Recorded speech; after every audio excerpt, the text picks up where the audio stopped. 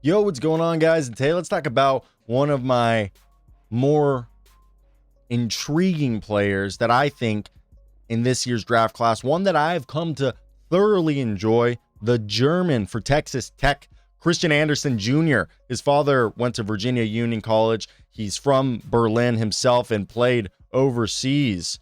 And the 20-year-old sophomore is out of Atlanta with a dual citizenship for the German national team. He's firmly established himself as a late first-round prospect, similar to what we saw Todd Pettiford do in the pre-draft process, but Mr. Christian Andersen has been able to do it in the regular season. In 27 games this season, his workload is staggering. Nearly 39 minutes a night, averaging just under 20 points and dishing out almost 8 assists. But the efficiency is what separates him. 49% from the field and a blistering 44% from three on nearly 8 attempts per game. Let's start with what Andersen does at an elite level. He's an absolute sniper from deep. Literally call him a ranger. I didn't know a sniper off the top of my head. I was going to say maybe Lee Harvey Oswald. 44% on high volume, but he isn't just standing in the corner. He pulls up off movement, curls off screens, and lets it fly in transition off the dribble. He's a true floor general with a 2.3 assist to turnover ratio, consistently making the right read and taking care of the basketball. In fact, he currently leads the nation in points responsible for per game. That's a weird sentence. In points responsible for per game. In fact, he currently leads the nation in points responsible for per game when you combine his scoring and assists. He is the engine that makes Texas Tech go.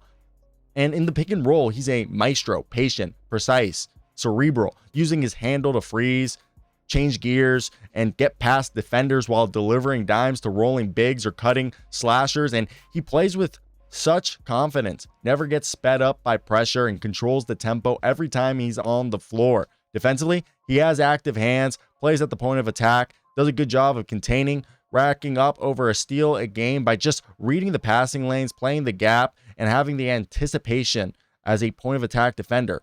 He competes physically despite his size, and that work ethic shows in his massive sophomore leap for being about a 6'2", 6'3" guard. He's taken a massive jump. And I think this started with FIBA. He earned All-Star 5 honors at the U19 World Cup this past summer.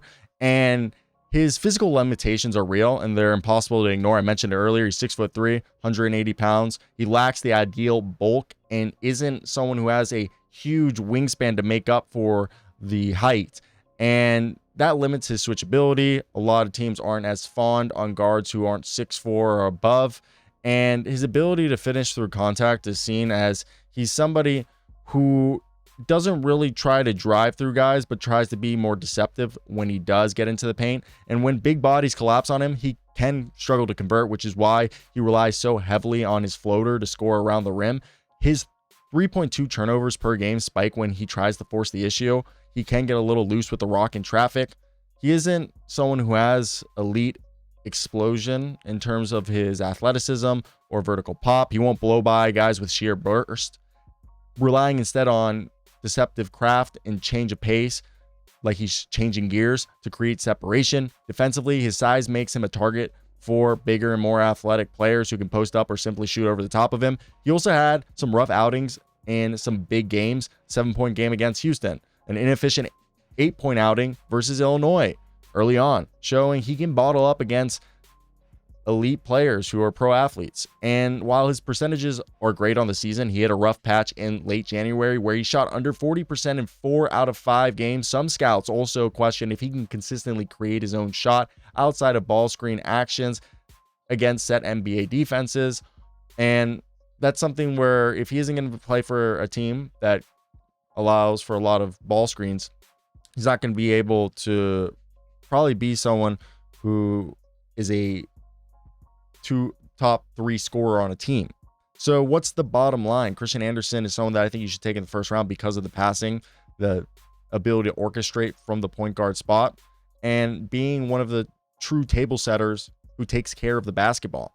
He has a professional basketball pedigree due to his dad, the confidence, the IQ, the shooting ability to be a starting point guard in the right system at the NBA level. Obviously, he needs to get stronger, be able to finish through contact. And I think the sophomore leap at Texas Tech was real. It's just the consistency against higher competition makes you question, will he be able to do at the NBA level? And the heavy reliance on pick and rolls or even just picks to create his own offense. I think Anderson's a high floor guard who could be one of the best backup point guards in the NBA or a potential top 15 guard in the NBA. Obviously, I think maybe a better sharpshooting Dennis Schröder, who at his peak was a top 15 guard. That Schroeder's slender build, quick twitch, change of direction and confidence operating the pick and roll. Anderson's a better shooter while Schröder relies more on his downhill speed and being a defender. So maybe there's some similarities and some not so similar, similarities between the two, if I could speak. Either way, if you made it to the end of the video, like, comment, and subscribe.